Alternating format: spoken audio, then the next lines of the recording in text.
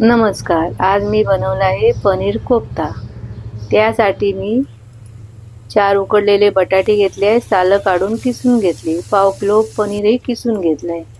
त्यामध्ये मालवणी मसाला, हळद, धना जिरा पावडर, चवीपुरतं मीठ, 2 चमचे कॉर्नफ्लॉवर घालून त्याचे गोळे करून घेतले आहेत. त्या गोळ्यांना कॉर्नफ्लॉवर लावून गरम तेलामध्ये फ्राय करून घेतले आहे.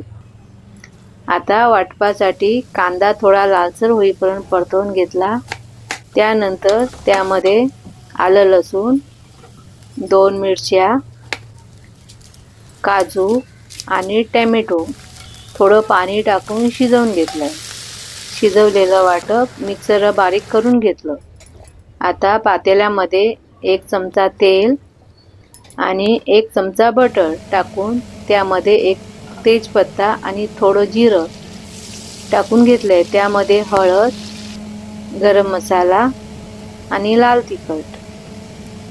त्यानंतर जे वाटलेलं वाटप होतं ते टाकून परतवून घेतलंय. वरून थोडी फ्रेश क्रीम टाकून घेतली आणि उकळी आल्यावर त्यामध्ये 1 चमचा मीठ टाकून घेतलं. हातावर थोडे मळून कस्तुरी मेथी टाकून घेतली. पनीरचे कोफ्ते त्यामध्ये सोडून 10 मिनटं बारीक गॅसवर ठेवून दिलं. वरून परत एकदा फ्रेश क्रीम टाकून घेतली.